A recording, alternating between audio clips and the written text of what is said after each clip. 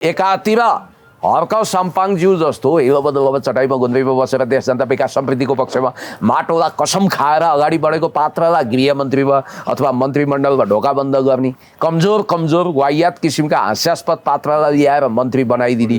अर्कोतिर हेर्नुहोस् है, देशभक्त भूमिपुत्र हर्क सम्पाङ मन्त्री हुन सुहाएन, पुण्य गौतम जस्ता मान्छेलाई ढोकाबाट बन्द गरियो, बाहिरै लखेटियो। अब कसलाई बनाउने भने जो बारबारा फाउन्डेसनको मेम्बर छन्, हेर्नुहोस् है, जो समता फाउन्डेसनको मेम्बर छन्, जो अमेरिकन सेन्टरमा छन्। तपाईँलाई एउटा कुरा भनिदिउँ, कोही रिसाए पनि खुसाए पनि मलाई बाल मतलब छैन, कुनै त्यस्तो मैले पर्वाह गर्दिनँ।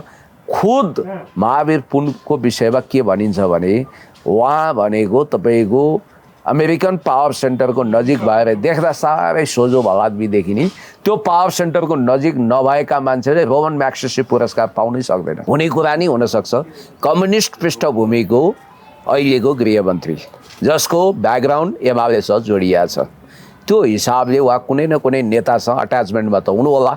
यो कल्पना हो है, फेरि यथार्थ हो भन्न सक्दिनँ, तर यथार्थ पनि हुनसक्छ। अहिले सुशीला कार्कीलाई एउटा यस्तो बहाना चाहिएको छ जसको कारण उहाँ निर्वाचन सार्न चाहनुहुन्छ र आफ्नो सरकारको आयु लम्ब्याउन चाहनुहुन्छ। उहाँलाई बहाना यस्तै कुराले मिल्ने हो नि त। काहीँ झडप भयो, काहीँ हिंसा भयो, काहीँ तनाव भयो, काहीँ लफडा भयो भने उहाँले चुनाव गर्न सक्नुहुन्न।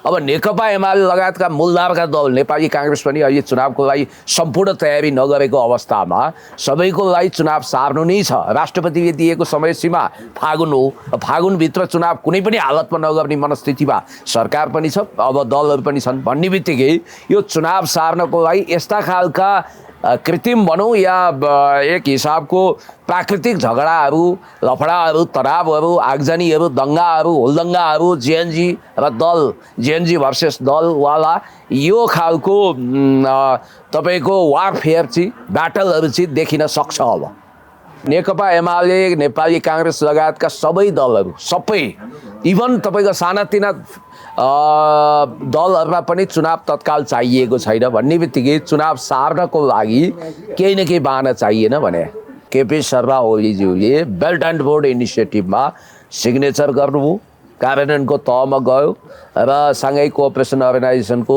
ग्लोबल समिटमा जुन ढङ्गको चीनप्रति नेपालको अनुराग देखिएको कुरा भारतीय र पश्चिमा मिडियाले हाइलाइट गरे, जुगलबन्दी भएको कुरा प्रचार गरे, त्यसपछि इन्सेक्योर भएको इन्डो वेस्टले केपी शर्मा ओलीज्यूको सरकारलाई अब वैधानिक रूपमा टोपल डाउन गर्न सक्ने बाटो थिएन। त्यसकारण जेएनजी मुभमेन्टको झोकमा, आगोको झोकमा पेट्रोल हालेर यो ढङ्गको तमासा गरेको कुरा खुल्नमा आएको छ। र सुशीला कार्कीज्यूको विषयमा त तपाईँलाई मैले भनिहालौँ, सायद तपाईँको इन्टरभ्यूको आर्काइभमा गएर हेर्न सक्नुहुन्छ। मैले आजभन्दा 6 महिना अगाडि नि यो सरकारलाई अचानक टोपल डाउन गरेर फ्याँकेर कल्याण श्रेष्ठ वा सुशीला कार्कीको नेतृत्वमा नागरिक सरकार बनाउन इन्डो वेस्ट तयार भएको कुरा मैले गरेका थिएँ। किनभने मलाई एउटा गुप्त सूचना आएको थियो कि ओम प्रकाश अरियालजीले यसको लागि 1 वर्षदेखि अभ्यास गर्नुभएको थियो। उहाँहरूले एउटा ट्रायल गर्नुभयो कोर्टमा। त्यो भनेको के भने कोर्टबाटै यो सरकारलाई अपदस्थ उहाँहरू गर्न चाहनुहुन्थ्यो अवैधानिक करार गरेर। त्यो उहाँहरूले नसकेपछि जेएनजी मुभमेन्टको राप र तापमा यो सरकारलाई अपदस्थ गरियो। पुण्य गौतमजी हाम्रो साथमा हुन्छ। पुण्य सर, यहाँलाई हार्दिक स्वागत छ। थ्याङ्क यू सो मच, धन्यवाद। अब हिजो बारामा जे घटना घट्यो होइन, शङ्कर पोखरेल र महेश बस्नेत चाहिँ बारा जाने कार्यक्रम रहेको थियो, त्यहाँ सम्बोधन गर्ने कार्यक्रम। त्यहाँ चाहिँ जेएनजीहरूले बिहानदेखि प्रदर्शन सुरु गरे, त्यस पछाडि झडप भयो र झडप पछाडि चाहिँ कर्फ्यूसम्मको आदेश आयो भने पछाडि अब एमालेलाई देशैभरि हिँड्न मुस्किल पर्ने भयो। हिजोको जुन घटना थियो त्यो घटनालाई मैले नजिकबाट निहालेको छु, किनभने त्यो मेरो आफ्नै गाउँ त होइन सिमरा, तर मेरो गाउँ छेउको गाउँ हो, सहर हो। मेरो सहर गाउँ भनेको निजगढ हो। निजगढबाट केही किलोमिटरको दूरीमा जहाँ हाम्रो लागि पानी परेर जस्तो हो र त्यो बाराको विमानस्थल सिमरामा छ र सिमराको गेटै तोडियो, फोडियो, ठुलो झडप भयो। जेएनजीको तर्फबाट सम्राट उपाध्यायले लिड गरेका थिए। यता युवा सङ्घका कार्यकर्ताहरू पनि ब्याटलमा उत्रिए र एउटा अनौठो कुरो के भने त्यहाँका भाइहरूले युवा भाइहरूले मलाई डाक्नु आएको थियो, दाइ तपाईँ जसरी पनि आउनुहोस्, तपाईँले पनि बोल्नु पऱ्यो, एड्रेस गर्नु पऱ्यो, हामी बरु प्लेन टिकटको म्यानेज गर्छौँ भन्नुभएको थियो। मैले चाहिँ होइन, मेरो अलिकति कार्यव्यस्तता छ, त्यसकारण म आउन पाउँदिनँ भनेको थिएँ। त्यहाँ नेकपा एमालेका महासचिव कमरेड शङ्कर पोखरेल र जुझारु युवा नेता कमरेड महेश बस्नेत दुवैजना जानुभएको थियो। तर संयोगवश विमान ल्यान्ड गर्ने अवस्था हुँदै त्यहाँ झडपको स्थिति आयो। कर्फ्यू जारी गर्नु पऱ्यो, सिडिओले कर्फ्यू जारी गरे, त्यहाँ रगत बग्यो र त्यहाँ टायर बाल्ने काम भयो र यसले के देखियो भने अबको राजनीतिका दिनहरू सुखद छैनन्। त्यो आवश्यकभन्दा ज्यादा हिंसात्मक, क्रूर र मुठभेडपूर्ण हुन्छन् र दलले पनि बुद्ध चेतनाबाट होइन, वारफेयरबाट अर्थात् मैदानबाटै छिनोफानो गर्ने गरी अब अगाडि बढ्नुपर्छ भनेर उनीहरूले सोचेको देखियो। र नेकपा एमालेका अध्यक्ष कमरेड केपी शर्मा ओलीज्यूले त कसैले आक्रमण गर्छन् भने प्रत्याक्रमण गर्नु, काउन्टर एट्याक गर्नु, फनक्क फन्केर दनक दिइहाल्नु भनेर पनि भनिसक्नु भएको छ। अब पर्सि मङ्सिर 6 गतेको तयारीको लागि यो सब भेला गरेको हो।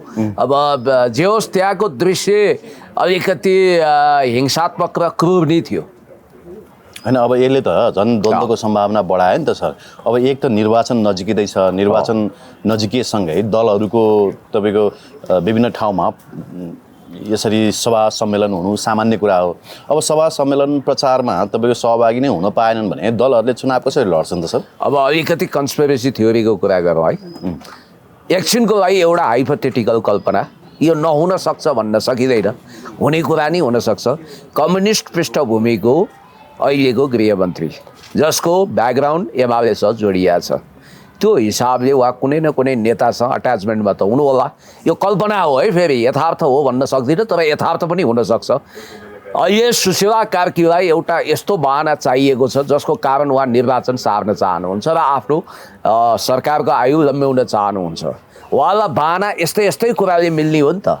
काहीँ झडप भयो, काहीँ हिंसा भयो, काहीँ तनाव भयो, काहीँ लफडा भयो भने उहाँले चुनाव गर्न सक्नुहुन्न। अब नेकपा एमाले लगायतका मूलधारका दल, नेपाली काङ्ग्रेस पनि अहिले चुनावको लागि सम्पूर्ण तयारी नगरेको अवस्थामा सबैको लागि चुनाव सार्नु नै छ। राष्ट्रपतिले दिएको समय सीमा फागुन हो। फागुनभित्र चुनाव कुनै पनि हालतमा नगर्ने मनस्थितिमा सरकार पनि छ, अब दलहरू पनि छन् भन्ने बित्तिकै यो चुनाव सार्नको लागि यस्ता खालका कृत्रिम भनौँ या एक हिसाबको प्राकृतिक झगडाहरू, लफडाहरू, तनावहरू, आगजनीहरू, दङ्गाहरू, हुलदङ्गाहरू, जेएनजी र दल, जेएनजी भर्सेस दलवाला यो खालको तपाईँको वारफेयर चाहिँ, ब्याटलहरू चाहिँ देखिन सक्छ। अब सुदन गुरुङले के गर्ला नि त? गृहमन्त्रीको राजीनामा मागिरहेका छन्। हिजो जनआस्था लेखेको समाचार यदि झुटो होइन भने च्यासलभित्रै गएर अब हान्ने योजनामा छन् रे। आजबाट च्यासलमा नेकपा एमालेको बैठक पनि छ, सायद सचिवालय बैठक होला, त्यहीँभित्र गएर हान्ने योजनामा छन् रे सुदन गुरुङ भनेर हिजो जनआस्था लेखेको थियो होइन। अब त भयङ्कर होला जस्तो छ सर। यो पछिल्लो दिनमा मलाई के लागिरहेछ भने गृहमन्त्रीले अब डेमोक्रेसीको विरोध गर्दा त कसैको पनि बाल भाका हुँदैन, आफ्नो मार्केट भ्यालु बढाउन र वास्तवमा भन्ने हो भने यो सत्ताबाट परिचालित मान्छे होइन भन्ने पनि पारिराख्न सुदन गुरुङलाई बल्ला टार्गे खास रूपमा प्रयोग गरिरहेछ। र अब म यो भन्दिनँ कि सुशीला कार्की आमै स्वयंले सुदन गुरुङ मार्फत गृहमन्त्रीलाई साइजमा राख्न खोज्नुभयो भन्दिनँ म होइन। त्यो पर्याप्त सूचना छैन, किनभने मैले तपाईँको प्रोग्राममा बारम्बार भनेको छु यो क्याबिनेटको डिजुरे प्राइम मिनिस्टर मात्रै सुशीला आमै हो। De facto prime minister, all in all master mind Om प्रकाश अर्याल गृहमन्त्रीजी नै हो। ओम प्रकाश अर्यालको पनि गुरु त अनि डाक्टर अभिषेक सिंह भन्ने रहेछ नि त, थाहा पाउनु भएन? अहिले त होइन, उनी त तपाईँको दिल्ली गृहमन्त्रीको कार्यकक्षमा हुन्थे अरे। अहिले यो कुरा बाहिर दुर्गा प्रसादले एक्सपोज गरे पछाडि उनी कार्यकक्ष जान छोडे भनेर आज जनआस्था लेखेको होला। जनआस्था लेखा छ होइन। अभिषेक सिंह ओम प्रकाश अर्यालजीको मास्टर माइन्ड होइन, मित्र हो। उहाँहरू एउटै मिसनको लागि एउटै तरिकाले खटिया हो। तपाईँलाई इन्ट्रेस्टिङ कुरो भनौँ कि उहाँलाई स्वास्थ्य मन्त्री बनाउने पनि कता तयारी थियो, तर बढी एक्सपोज होला भनेर त्यो कदममा सुशीला आमै अगाडि नबढेको भन्ने इन्फर्मेसन पनि मलाई छ। र महत्त्वपूर्ण कुरा के छ भने यहाँ सबैलाई चुनाव रोकाउनु छ, कसैलाई चुनाव अहिले चाहिएको छैन। सुशीला आमैलाई सकिन्छ 1 वर्ष आयु लम्ब्याउने, मोहम्मद युनुसले जस्तै, बङ्गलादेशमा जस्तै नभए पनि 6-8 महिना, अहिले अब अरू 3-4 महिना 5 महिना थप्ने फागुनपछि। अनि त्यसपछि नेकपा एमाले, नेपाली काङ्ग्रेस लगायतका सबै दलहरू सबै इभन तपाईँको सानातिना दलहरूलाई पनि चुनाव तत्काल चाहिएको छैन भन्ने बित्तिकै चुनाव सार्नको लागि केही न केही बाहना चाहिएन भने केही न केही बाहना यस्तैबाट मिल्छ। जस्तो सुदन गुरुङको भड्काउपूर्ण अभिव्यक्ति, काहीँ झडप, काहीँ यो खालको तनाव लफडा, यो होस् भनेर राज्य सृजित तनाव र दल सृजित तनावको बिचबाट चुनाव सर्छ। अनि केही जेनजी अगुवाहरू त अनि राति राति उता गुन्डु जान्छन् नि त सर, के भएको? गुन्डुको पनि त जेनजी छ नि त। जेनजी भने आफैमा एउटा भावना हो, आफैमा एउटा उत्तेजना हो र त्यो उत्तेजना र भावना कहिले गुन्डु जाला, कहिले पेरिस डाँडा जाला, कहिले सानेपा नेपाली काङ्ग्रेसतिर सर्ला, यस्तो हुन्छ र जेनजी पनि रङरङका छन्।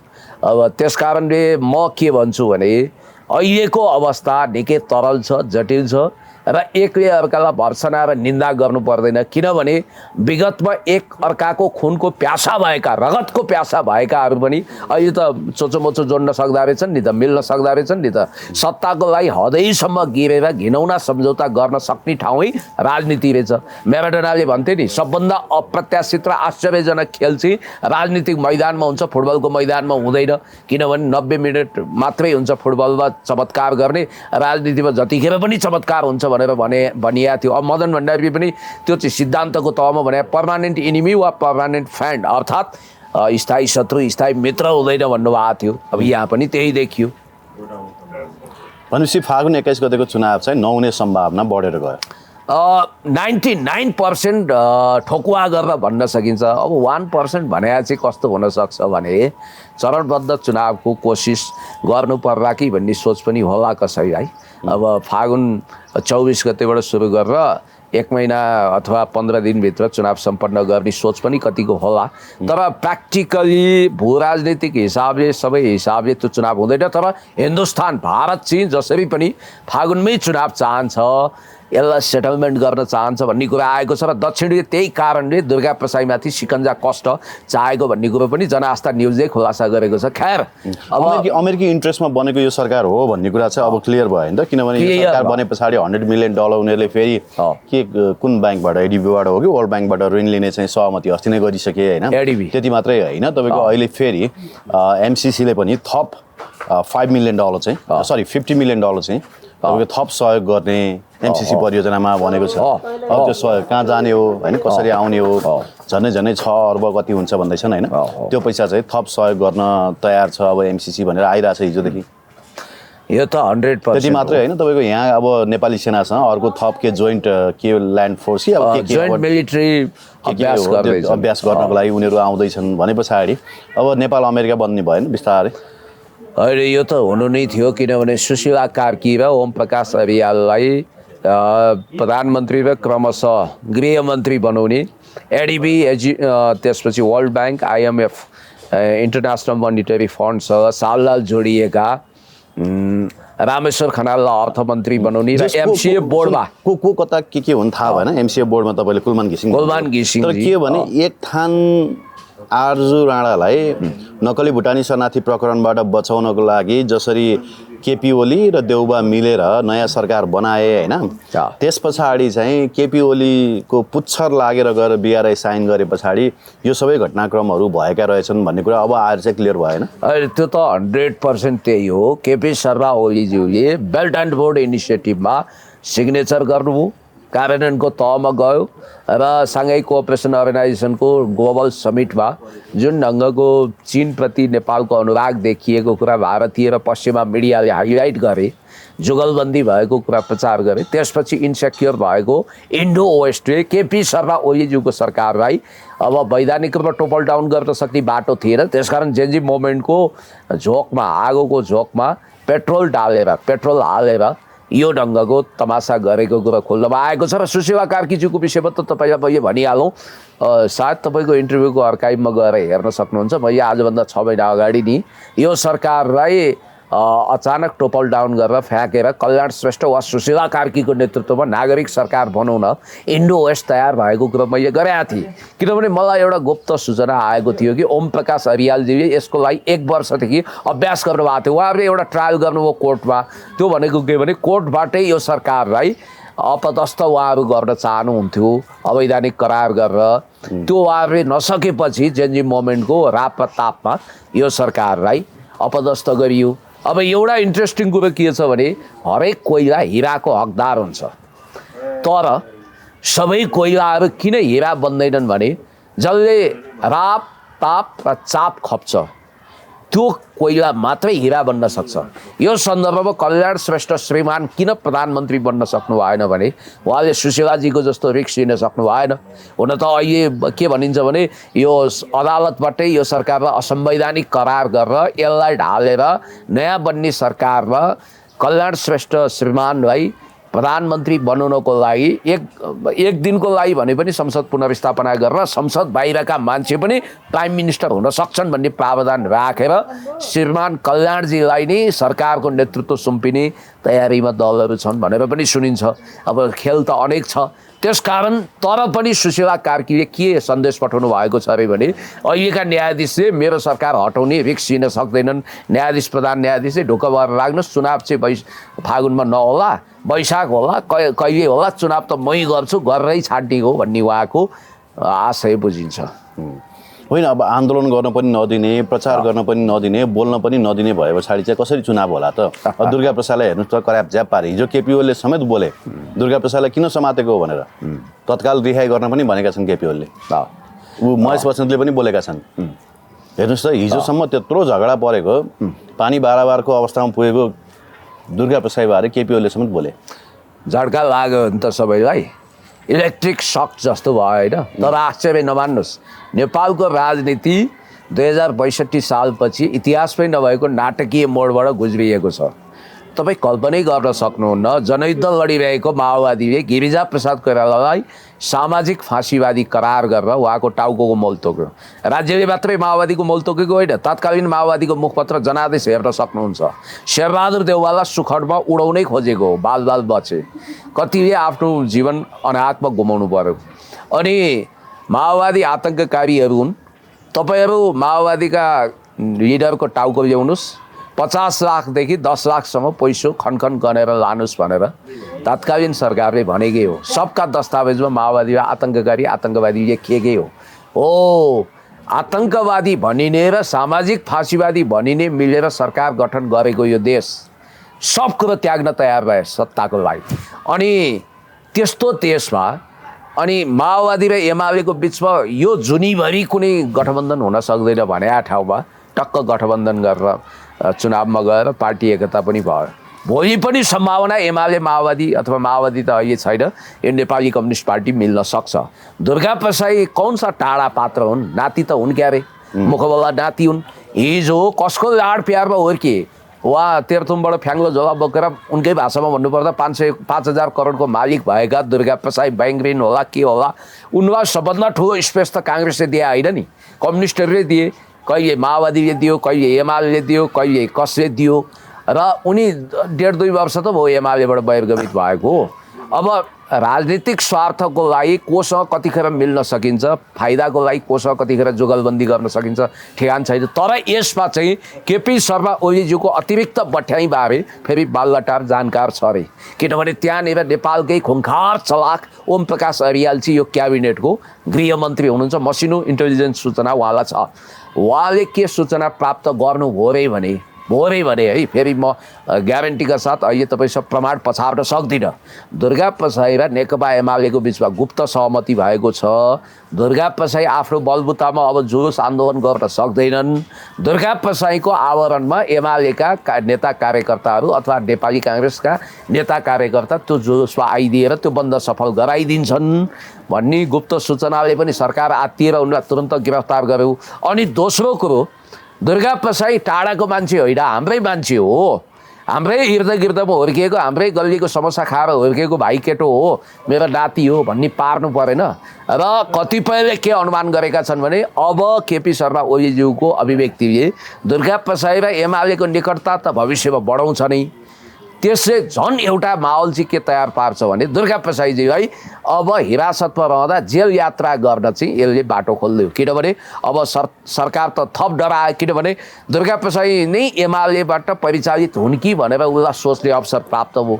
त्यस कारणले त्यो एक्सपोज गरिदिएको दुर्गा प्रसाईलाई केपी शर्मा ओलीज्यूले एकतिर दुई स्वीकार गरे। एकातिर सुशीला कार्कीलाई नैतिक प्रश्न पनि राजनीतिक प्रश्न पनि सोध्नुभयो, जुन आवाज तपाईँको छ नेता मार्नुपर्छ आदि इत्यादि भन्ने, यो तपाईँले बोल्या हो कि होइन, दुर्गा प्रसाईलाई जवाफ दिनुहोस् भन्न पनि पाइयो। अर्कोतिर दुर्गा प्रसाई भने हाम्रै भाइ केटो हो भन्ने इम्प्रेसन पारेर उनलाई थप अप्ठ्यारोमा पनि पार्न पाइयो। यो ढङ्गले एक तिरले दुई स्वीकार गर्ने दुवै हातमा लड्डुको नीति अन्तर्गत महाचतुर केपी शर्मा ओलीज्यूले शतरन्जको रणनीतिक चेस कार्ड खेलेका हुन् भन्ने कुरो पनि अहिले आइरहेछ।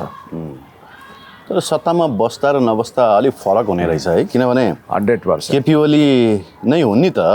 पोहोर साल मङ्सिरमै उनले आन्दोलन घोषणा गरेका थिए दुर्गा प्रसाईले। उनले नै यो क्याम्बोडिया हो कि कम्बोडिया काण्ड ल्याए। त्यस पछाडि उनलाई पनि त त्यो सरकारले यस्तै गरी पक्राउ गरेको हो। अहिले जसरी सुशीला कार्कीको उनले स्वप्रमाण ल्याएका छन्, आवाजसहित ल्याएका छन्, त्यस्तै गरी उनले चाहिँ हस्ताक्षरसहित एउटा डकुमेन्ट पेश गर्दाखेरि उनलाई पनि कराप झ्याप पारिया थियो, याद छ है? त्यही त त्यो बेलामा यस्तो लाग्थ्यो कि अरू केपी ओलीको सरकार थियो नि त्यति बेला, अरूको होइन नि। मैले भनिहालेँ तपाईँलाई, त्यो बेला हामीले धेरै घोक्रो सुकाएका छौँ, यो विषय फेरि गनगन खनखन नगरौँ। त्यो बेलामा केपी शर्मा ओलीज्यूलाई यतिसम्म गाली गलौज गरे दुर्गा प्रसाईले, घुँडामुनि गोली हान्नुपर्छ, यी टाउको कटुवा आतङ्ककारी, पैसा विदेशी ब्याङ्कमा राख्ने आदि इत्यादि भनेर भन्नु नभन्नु जथाभावी भनेर टङ्क दाहालले पनि त्यो आगोमा पेट्रोल हाले। टङ्क दाहाल के सोच्दा हुन् अहिले, यो मलाई अचम्म लागिरहेछ। गजबको कुरा के भने उनीहरूको वार देख्दा यस्तो लाग्थ्यो कि यी दुई पक्ष अरू 7-8 जुनी त मिल्दैनन् भन्ने हामीलाई लाग्थ्यो। र अर्को गजबको कुरो चाहिँ तपाईँले के नोट गर्नुपर्छ भने दुर्गा प्रसाईको सवालमा है 3-4 दिन अगाडि, गिरफ्तार हुनुभन्दा 3-4 दिन अगाडि उनले प्रचण्ड र केपी ओलीको कम्पेयर गरेका छन्। त्यो कम्पेयर गर्दा उनले के भनेका छन् भने आफ्नो सङ्गठन आफ्नो पार्टीको लागि त प्रचण्डभन्दा केपी ओली 1000 गुणा बेटर हुनुहुन्छ भनेर बोलेका छन्। अब महेश बस्नेतजीले पनि यो दुर्गा प्रसाईजी तपाईँ अरू एजेन्डाहरू छोडेर सुशीला कार्कीज्यूको गभर्मेन्ट विरुद्ध यदि आउनुहुन्छ भने तपाईँसँग सहकार्यबारे सोच्न सकिन्छ भनेर भन्नुभएको थियो। त्यस कारणले गर्दाखेरि यो कहीँ न कहीँ अदृश्य तरिकाले यो सरकार विरुद्ध आखिर जसले जुलुस गरे पनि जसले नारा गरे पनि यो सरकार जसरी पनि at any cost at any rate Nekapa Emale र केपी शर्मा ओलीज्यूको लागि ढाल्नै छ। प्रतिशोधको राजनीति हो, त्यसकारण त्यसमा उपयोग हुन आउने हर पात्रलाई उपयोग गर्ने मुडमा तयारीमा उनीहरू रहेको देखिन्छ। अनि सुशीला कार्की पनि सत्ता बाहिर बस्दाखेरि त निकै शालीन, सभ्य, भद्र होइन श्रीमान लाग्नुहुन्थ्यो। तर यत्रो धेरै कुराहरू आइसके पछाडि उहाँले अलिकति जवाफ त दिनुपर्ने हो नि त। त्यो छतमा बसेर उहाँले हेर्या हो कि होइन, प्रोजेक्टरमा देश जलेको दिनभरि बसेर हेर्या हो कि होइन, अनि मध्यरातमा त्यो मल्ल होटलमा गएर 2टा आर्मीको गाडीले स्कटिङ गरे हो कि होइन। अझ त्योभन्दा इम्पोर्टेन्ट चाहिँ त्यो डाक्टर अभिषेक सिंह भन्नेलाई आर्मीको कर्नेलले किन फोन गरे, किन फोन गरेको, त्यो फोन गर्ने कर्नेल को हो, त्यसलाई यो गरिबहादुर कार्कीको आयोगले कठालोमा समातेर रवि लामिछानेलाई जसरी बयानको लागि ल्यायो त्यसरी त्यो कर्नेल भन्नेलाई बयानको लागि ल्याउनु पर्दैन, त्यो अभिषेक सिंह भन्नेलाई बयानको लागि ल्याउनु पर्दैन सर?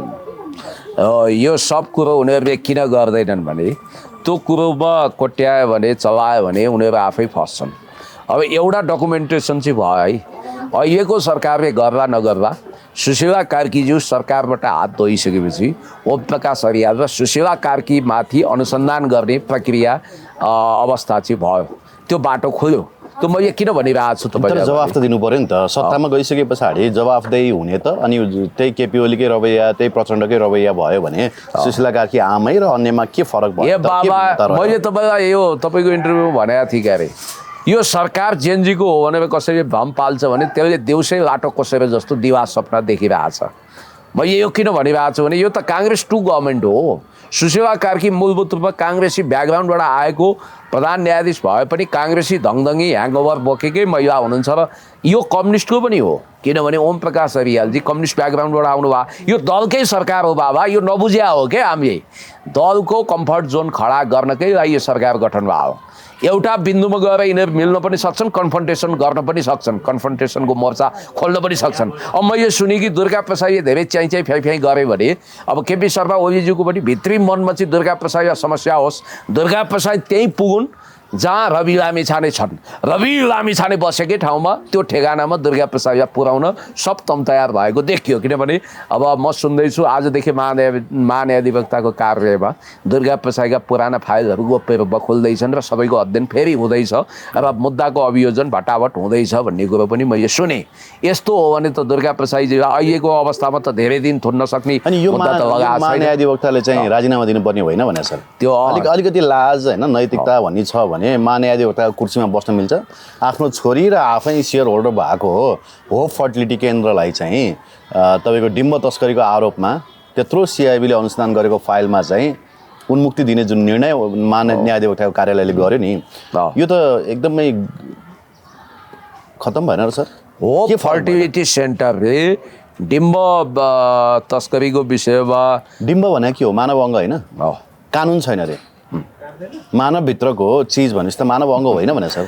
होइन एउटा तपाईँलाई म प्रश्न भन्छु कि सेन्ट्रल इन्भेस्टिगेसन कुखुरा पालेर कुखुराको अन्डा चोर्या हो र कुखुराको अन्डा चोर्या हो र त्यो भने कानुन छैन भन्नु एकदमै सही कुरा हो। Central investigation bureau of police सिआइबीले अनुसन्धान गरेर दोषी ठहराएको अहिले महान्यायाधिवक्ताको ल फर्म उहाँको संस्था अर्थात् उहाँको छोरीको भने पनि उहाँको भने पनि उहाँको पनि छ अरे, उहाँ पनि सेयर होल्डर हो त्यो कम्पनीमा, उहाँ पनि सेयर होल्डर हुनुहुन्छ।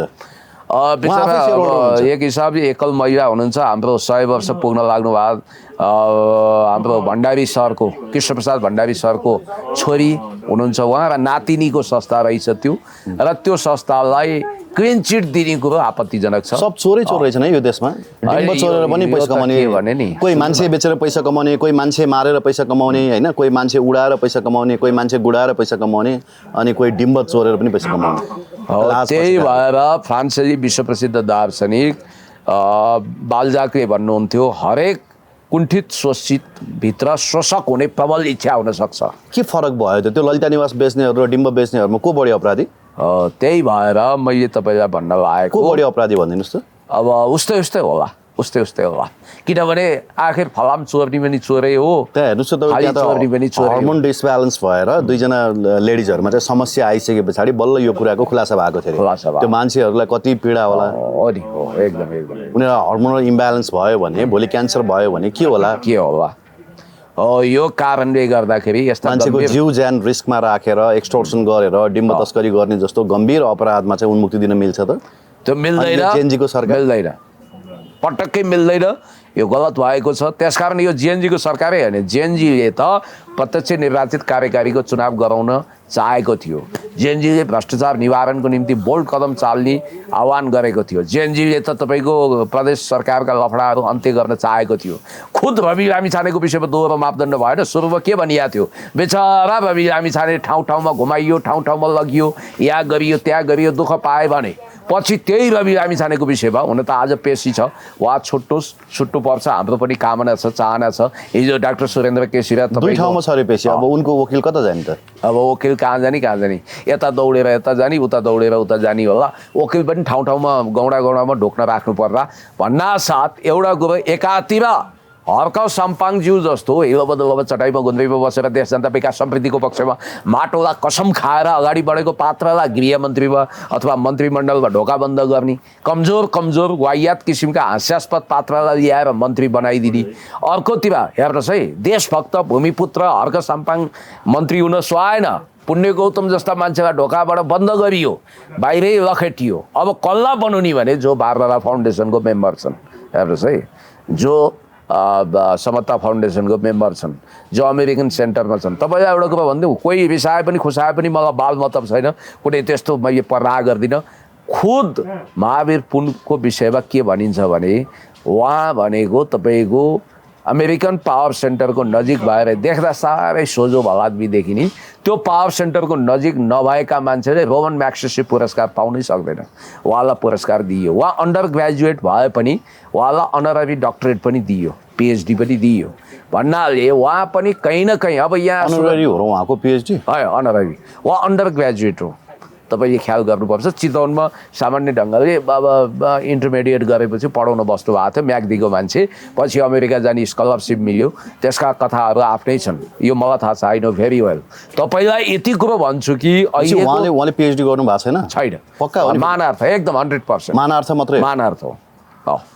भनेपछि प्रकाश झाँक्री जस्तै हो त डाक्टर महावीर होइन त्यो होइन महावीर पुन भनेको अलिकति एकाडेमिक मान्छे पनि हुन् र आफ्नो तर केपी ओलीको जस्तै भइहाल्यो त डाक्टर केपी ओली त्यस्तो चाहिँ भन्न मिल्ला त्यसो भन्न मिल्ला प्रकाश झाँक्रीको नि भन्न मिलिहाल्यो उनको नि त मानव पिएचडी हो होइन प्रकाश झाँक्रीको विषयमा त अर्का कुरा छन् अब कहाँ छापेको के गरेको त्यो सस्तै छ कि छैन भन्ने छ तर उहाँलाई चाहिँ जुन मलाई लाग्छ म्यासाचुसेट कसले दियो के अरे त्यो रियलमै दिएको हो जसरी केपी शर्मा ओलीज्यूलाई भारतको बनारस काशी हिन्दू विश्वविद्यालयले दियो अरू युनिभर्सिटीले दियो त्यस्तै हो र इन्ट्रेस्टिङ कुरो चाहिँ अघि हामी प्रसङ्गमा थियौँ हर्क साम्पाङ रवि लामिछाने यो कोही देखिन सक्ने पात्र भनेको को ओम प्रकाश रियाल बालेन शाहहरू अब अहिलेको मजाको तथ्य चाहिँ के आउँछ भने अब फेरि धमिलो पानीमा माछा मार्न उद्धत भइसक्यो सुदन गुरुङलाई तपाईँले के सत्ता बाहिर सुशीला कार्की बाहिरको पात्र सोच्नु भएको छ फेरि उनी जहाँ बोलेर लोकप्रिय होइन्छ त्यहीँ बोल्न थालेछन् दुर्गा प्रसाईको गिरफ्तारीको पनि विरोध गरेका छन् या त सांसद भइसकेका मान्छेहरू दुर्गा प्रसाईको आड लिएर चर्चित हुन चाहने भइसके जाने भेट्ने मिडियाबाजी गर्ने वक्तव्यबाजी गर्ने ए बाबा यो देश चलाउन सकिँदैन भने भारतलाई जिम्मा लगाइदिउँ स्टेट बनाउन दिउँ भन्ने वायात कुरा गर्ने देशमा गृहयुद्धको भाउ त लगाउने अनि देश अब देश बचाउने यो ढङ्गका दुर्गा प्रसाई हो अब देश बचाउने एउटै पात्र भनेकै दुर्गा प्रसाई हो भन्न थालिसक्यो अनि यति मिठो जोक्स नगरौँ न क्रोर ठट्टा नगरौँ मिडिया जिउँदो जङ्गबहादुर त दुर्गा प्रसाई रहेछन् यति एउटा दुर्गा प्रसाईलाई यति गम्भीर सूचना चाहिँ दियो कसले यो सरकार दुर्गा प्रसाई एक्लैको एकाडेमिक स्किल्स होइन आइटीको स्किल यति धेरै कुराहरू त भ्याए पोइन्ट टु बी नोटेड अब त्यो भिडियोमा आवाज दान गर्ने भाइ पनि मलाई थाहा छ म नाम भन्दिनँ एउटा राम्रो छ आवाज भनेन न अब किन भन्नु युट्युबर भाइ हुन् उनले फेरि गनगन खनगन किन गनगन गर्नु के आवाज उनको आवाज बिग्या छ एउटा युट्युबर भाइ नै हुन् र त्यो उनलाई अहिले त उनका त सहयोगीहरू धेरै भयो त यो सरकारको बर्खिलाफमा जो छन् ती सबै दुर्गा प्रसाईका सहयोगी याद गर्नुहोस् है यो सरकारले फोन गरेको कुरा चाहिँ कसरी थाहा पाए त थाहा पाइहाल्छ हुन त तिनले नै इन्टरभ्यूमा भनेका रहेछन् त्यही डाक्टर अभिषेक सिंहले नै अमित ढकालको इन्टरभ्यूमा भनेका रहेछन् होइन अनि त्यो कर्नेल चाहिँ हो को त भने क्या सर अब त्यसलाई त समात्न परेन भने पहिलो कुरो त्यो अभिषेक सिंह भने हो को आन्दोलनको ऊ स्टेक होल्डर हो कि ऊ जेएनजी हो कि ऊ सुशीला कार्कीको प्रमुख सल्लाहकार हो कि अनि सुशीला कार्कीलाई प्रधानमन्त्री बनाउन गाडीमा बोकेर हिँड्ने उसको हैसियत के कर्फ्यू लागेको दिन गाडी चलाएर हिँड्ने उसको हैसियत के हो उसको हैसियत त्यही हो जो अदृश्य छ जुन हैसियत देखिँदैन त्यही हैसियतको उपयोग दुरुपयोग हुन्छ अब सुदन गुरुङको हैसियत के त सचिवलाई गएर हकारेको छ मन्त्रालयमा धाएको छ यो संविधानै फ्याँक्न खोजेको भनेको छ किनभने ऊ बारबार फाउन्डेसनमा रहेछ उसले त्यहाँबाट डलर लिँदो रहेछ प्रीतिपतवाला मोमेन्टमा जोडिएको रहेछ त्यसकारण उसको योग्यता क्षमता त्यही हो र अभिषेक सिंह त्योभन्दा माथिल्लो कोटिको जो सरकार बनाउन र गिराउन सक्ने अवस्थासम्म छु भन्ने विश्वास गर्छन् त्यसकारण हिजो गोविन्द केसीलाई कुन शक्ति केन्द्रले बोकेको थियो आज सुशीला कार्कीलाई त्यही शक्ति केन्द्रले बोक्यो बरु श्रीमान कल्याण मैले अघि नै भने हिरा बन्नबाट किन चुक्नु हो भने हिरासँग तुलना गरेर फेरि ग्लोरिफाइड गरे भन्नु होला सुशीला कार्कीले राप ताप खप्ने जोखिम लिनुभयो त्यसकारण उहाँ कोइलाबाट हिरा बन्नुभयो प्राइम मिनिस्टरको कुर्सीमा हुनुभयो त्यत्रो जोखिम म लिन सक्दिनँ म चुपचाप बस्छु भनेको कल्याण श्रीमान दरकिनार हुनुभयो अहिले म सुन्दैछु कल्याण श्रीमानले नि यो सरकारलाई टोपल डाउन गर्न अदालत मार्फतै अवैधानिक करार गर्न सारा तागत लगाइरहनु भएको छ भन्ने सुनिन्छ अब कसको तागतले जित्छ सुशीला आमैको तागतले जित्छ कि अब कल्याण श्रीमानको जित्छ त्यो त हेर्नु छ तर पनि एउटा कुरो चाहिँ के रहेछ भने नेपालको राजनीतिक प्रशासनिक क्षेत्र हदै अनैतिक भएर गयो यहाँ सिद्धान्तको लागि अलोकप्रिय सत्यको अलोकप्रिय जोखिम लिन सक्ने कोही रहन्छन् जस्तो कि हिजो बिपीले लिए पुष्पलालले लिए मदन भण्डारीले लिए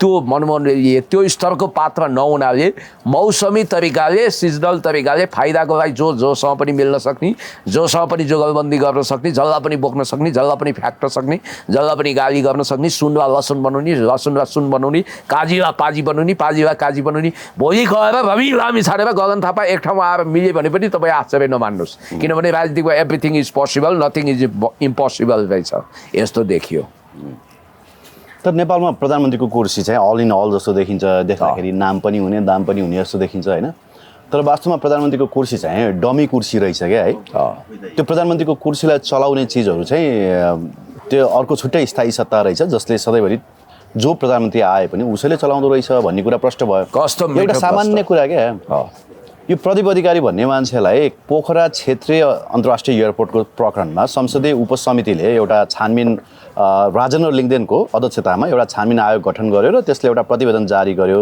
त्यो प्रतिवेदनमा मुख्य नायिके भ्रष्टाचारी भनेर त्यसले प्रदीप अधिकारीलाई तोक्यो। त्यो प्रतिवेदन सार्वजनिक रूपमा आम सर्वसाधारणलाई पढ्न पाउने गरी रवि लामिछानेको प्रतिवेदन जसरी पढ्न पाउने गरी राखिएन। तर त्यो प्रतिवेदन पाइसके पछाडि प्रेम आले पूर्व सांसद पूर्व माननीय दौडेर जानुभयो अख्तियारमा र उहाँले भ्रष्टाचारको मुद्दा पनि उहाँले दायर गर्नुभएको छ। यो सरकारले अरबौँ भ्रष्टाचारको मुद्दामा के भन्छ मुछिएका ती प्रदीप अधिकारीलाई कारबाही गर्नु त के नाम पनि लिँदैन, उच्चारण पनि गर्दैन। अनि अहिले आजको भ्रष्टाचार तिमी रोक्न सक्दैनौ भने हिजोको भ्रष्टाचारको फाइल खोल्छु भने चाहिँ मलाई त यसरी लोपारिदिन मन लाग्छ क्या सर। हुन त लोपारिदिन्छु भन्ने चौधरीलाई एमाले निकालेछन्। हाम्रो चौधरी हुनुहुन्थ्यो नि लोपारिदिन्छु भन्ने मेयर उसको इटारीको मेयर द्वारिकालाल चौधरी। तपाईँले कस्तो मिठो प्रश्न गर्नुभयो। नेपालको सरकार सञ्चालनको नेतृत्व गर्ने व्यक्तिलाई प्रधानमन्त्री भनिन्छ।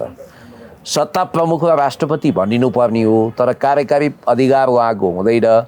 सत्ता र सरकार फरक कुरा हो। सत्तासँग सैन्य पावर हुन्छ, ब्युरोक्रेसी हुन्छ, जुडिसियरी हुन्छ, राष्ट्रिय। तिनले सरकारको फेभरमा त काम गर्दो रहेछ नि त। सैनिक बिचौलियाहरूले नै सैनिकको सामान जसले चाहिँ दिन्छ, जसले बन्दुकको प्रबन्ध गर्छ, जसले रासनको प्रबन्ध गर्छ, उनीहरूको बेसी चल्दो रहेछ भन्ने कुरा बुझेन र अब दीपक भट्टको फाइल खोइ त अहिले अगाडि बढ्यो त। यो सरकारले अगाडि बढाउँछ भने दीपक भट्टको फाइल अगाडि बढायो। यही कुरामा आउँदै थिए के सर। को दीपक भट्ट? ल खोइ के हो तिनको बिजनेस? म भन्दैछु तपाईँलाई। माओ सेतुङले त्यही भएर उहिले state power comes from barrel of the gun भनेको थिए कि बन्दुकको नालबाट सत्ता निस्किन्छ भनेर भनेका थिए। त्यही भएर उनले च्याङ्कै शेख विरुद्ध निर्णायक युद्ध छेडेर सम्पूर्ण सत्ता कब्जा गरे। माओवादीहरू सुरुमा के भन्थ्यो भने हामी सरकारमा गएका हौँ, सत्ता हाम्रो छैन। त्यो किन भनेको रहेछ भने एउटा कटुवाल नामक छेस्कोले स्वाट्ट खोपेको प्रचण्ड नामक सरकार रूपी बेलुन प्याट्टै फुट्यो। तपाईँलाई थाहा छँदैछ त्यतिखेर। त्यो भएको हुनाले सम्पूर्ण सत्ता हुनको लागि तपाईँसँग ब्युरोक्रेसी हुनु पऱ्यो, तपाईँसँग मिलिट्री पावर हुनु पऱ्यो, तपाईँसँग जङ्गी निजामती जुडिसियरी सबै चाहियो र नेसनल इन्टरनेसनल शक्ति केन्द्र तपाईँको फेभरमा हुनु पऱ्यो। भन्नाले सुशीला कार्कीको अहिलेको प्रयत्न त्यही हो कि सम्पूर्ण सत्ताको मालिक नै हो भन्ने हो। तर त्यसमा उहाँलाई समस्या छ। र इन्टरनेसनल शक्ति केन्द्र तपाईँको फेभरमा कति हुनुपर्छ भन्ने कुराले खासै अर्थ लाग्छ जस्तो मलाई लाग्दैन कि अहिले जति हामी प्रचार गर्छौँ नि, यहाँ त तपाईँको नेसनल शक्ति केन्द्र चाहिँ तपाईँको फेभरमा हुनु पर्यो। जो स्थायी सत्ता छन्, जो स्थायी सत्ता जुनसुकै सरकार आउँदा पनि उनीहरूकै केपी ओलीको सरकार आउँदा पनि त्यही मान्छे थियो मन्त्री, उसको फेभरको बनाउनको लागि दिनरात तपाईँको धर्ना कस्ने। अनि प्रचण्डको सरकार हुँदा पनि त्यही मान्छे थियो। सही हो। अब आज जेएनजीको सरकार हुँदा पनि सुदन गुरुङसँग फोटो खिचाउँथ्यो त्यही मान्छे छ। त्यही छ हो। केही मान्छेहरू सुदन गुरुङसँग फोटो खिचाएको त आयो त। तपाईलाई कारोबारीसँग चाहिँ संलग्न भनेर इन्डियन मिडियाले प्रचार गर्यो, हामी त प्रचारै गर्दैनन्। तपाईँलाई एउटा पात्रको नाम भन्छु, बेचारा यो मरेर गए, आत्महत्या गरे, उनलाई श्रद्धाञ्जली नै छ। राम आज्ञा प्रसाद चतुर्वेदी भन्ने मान्छेको नेपालका ठाउँमा घडेरी थिए, अरबौँको सम्पत्ति थियो। उनी तत्कालीन साई नेपाल वायु सेवा निगम, अहिले वायु सेवा निगम छ, त्यसको कहिले अध्यक्ष हुन्थे, कहिले टेलिकममा आउँथे, कहिले घरि दुग्ध विकास संस्थानको हुन्थे। र उनी चाहिँ कुनै पनि सरकार आउँदा असान्दर्भिक हुँदैन थिए, सबको प्यारो, कसैले उनलाई हटाउनै नसक्ने। किनभने हिन्दुस्तानको पनि प्यारो, सबैको प्यारो। तर त्यस्तो शक्तिशाली मान्छे पनि मेरै आँखा अगाडि चाबेलमा आफ्नो घरको चौथो तलामा कुदेर हाम फालेर आत्महत्या गरे डिप्रेसनमा। समय सकिएपछि चाहिँ मान्छे शक्तिहीन हुँदो रहेछ। प्रेम राई अख्तियारको प्रमुख भएपछि उनी डिप्रेसनमा परे। अब यहाँनिर प्रेम राई होइन, त्यो रामाज्ञा प्रसाद चतुर्वेदी चाहिँ हाम फालेर मरे। अब यहाँनिर तपाईँलाई एउटा कुरो भनौँ कि तपाईँले पनि यो नोट गर्नुभएको छ, एकदम ठिक कुरा गर्नु। दीपक भट्ट भन्ने मान्छे, अनि त्यसपछि प्रदीप अधिकारी भन्ने मान्छे, यी दुईजना मान्छे। प्रदीप अधिकारीको पद छ डिजी, डाइरेक्टर जेनरल। उनी नागरिक उड्डयन प्राधिकरणमा छन्। छलाङ हानेर आफूभन्दा सिनियरमा टपेर उनी त्यहाँ आए। र अब प्रेम आलेजीको पनि कमजोरी के हो भने माधव नेपालले दबाब दिएर मैले नियुक्त गरेँ भने प्रेम आलेकै पालामा उनी डिजी भयो हो त। नियुक्त गर्ने नि उनी हुन्। पछि मलाई पश्चाताप भयो भने के भने लगभग भनिन्छ प्रेम आले अपदस्थ हुनुको पछाडि प्रदीप अधिकारीकै हात छ। किन? तपाईँलाई म भनिदिन्छु, ठुलो थैली पोको बुझाउनेलाई तपाईँ हटाउन सक्नुहुन्न। उनले सबलाई सन्तुष्ट पार्न सक्छन् भन्ने छ। यतिसम्म कि त्यो बुद्धि नपुऱ्याएर त्यो जेनजीको भाइको खातामा 20-25 लाख जान सकेन, नभए त्यसले बुद्धि पुऱ्याएको भए त्यसको खातामा जान्थ्यो, त्यो चुप लाग्थ्यो भनिन्छ। अब पछि आफै गिरफ्तार हो, प्रदीप अधिकारीसँग टक्राउँदा के हालत भयो भन्ने कुरो उसले भोग्यो भन्नाले हिजो दलको पनि प्यारो मान्छे त्यही, सुशीला आमैको प्यारो मान्छे होइन, पनि त्यही। कि त त्यो संसदीय उपसमितिले बनाएको त्यो प्रतिवेदनलाई धोती लगाइदिनु पर्यो। रविलाई चाहिँ किन समातिरहने, किन मुद्दा चलाइरहने, किन समाति राख्ने? किनभने त्यो रविलाई पनि त संसदीय विशेष छानबिन समितिले गरेको प्रतिवेदनको आधारमा सरकारले मुद्दा चलाएको हो। अनि त्यही संसदीय उपसमितिले बनाएको प्रतिवेदनको आधारमा यो सरकारले मुद्दा चलाउँदैन भने यो सरकारलाई लोपार दिन मन लाग्दैन त? एकदम एकदम 100% हो। तपाईँलाई एउटा कुरो भनिदिउँ, दीपक भट्ट भन्ने मान्छे कस्तो अनौठो भने यिनको बुवा र यिनीसँगै चतुर्भुज भट्ट हुन् क्यारे उनको बुवा, उनी र यी युवा अवस्थामै यी जेल परेका, त्यहाँबाट यिनको करियर सुरु भयो, यो अरबमा खेल्छन्। भोलि यस्तो दिन आउन सक्छ तपाईँ वा म सत्तामा पुगेँ भने पनि हाम्रो वरिपरि पनि यिनै आउन सक्छन्। हेर्नुहोस् है, किनभने हिजो केपी शर्मा ओलीज्यू वरिपरि पनि यिनै, माधव नेपाल वरिपरि पनि यिनै, प्रचण्ड वरिपरि पनि यिनै, वामदेवको पनि वरिपरि यिनै, शेरबहादुरको वरिपरि पनि यिनै, आर्जुको वरिपरि पनि यिनै मान्छे, अहिले सुशीला कार्की, सुदन गुरुङ सबैको वरिपरि यिनीहरू छन्। यिनीहरूसँग के त्यस्तो जादु छ? केही जादु छैन, एउटा चाकडी गर्न सक्छन् होइन, किनिदिन सक्छन् रे। के अनि अर्को अहिले त अहिलेको सरकार किनिदिन खोजेको छन् अनि भनेर लेख्दै थियो पोको आर्टिकलले। बोकेर सुटकेस बोकेर जहाँ पनि पुग्न सक्छन्। रुपियाँको उपियाँले टोकाएपछि मान्छेलाई थेरापी गरे जत्तिकै हुँदो रहेछ, हाइसन्चो हुँदो हुन रहेछ। त उहाँ साहिल अग्रवालको हिल्टन होटल जल्यो, तर त्यही साहिल अग्रवाल अनि दीपक भट्ट र तपाईँको यो के गुरुङ रे, सुदन गुरुङ चाहिँ हेलिकप्टर चढेर फोटो खिचाउँदो रहेछन्। अब पत्रकार माधव तिवारीले एउटा दाबी गरेका छन् के, हुन त यो निर्दयी कुरा हुन सक्छन्। साहिल अग्रवाल चाहिँ त्यो होटल जल्दा खुसी छन् रे, किनभने 6 बिमा अर्बको बिमा छ अनि हो, 3 अर्ब खर्च 6 अर्बको। भनेपछि 6 अर्ब रुपियाँ त आउने भयो बिमाबाट। न त त्यही एउटा होटल मात्रै छानेर किन जलायो त काठमाडौँमा? अरू होटल पनि त थियो। हुन त हायत पनि जलाए, तर जलाउनु राम्रो चाहिँ होइन। यहाँ त्यो स्तरमा जलेको छैन नि त, त्यति तर मौका त लिए नि त, सबैलाई तपाईँको के भन्छ कट अफ गरिदिइहाले होइन, कट अफ गरे, सबैलाई ले अफ गरे, अब तपाईँको बन्द गरे, अब त्यो जग्गा के गर्ने हो थाहा छैन। हो त्यो जग्गाको त्यहाँ लफडा छ।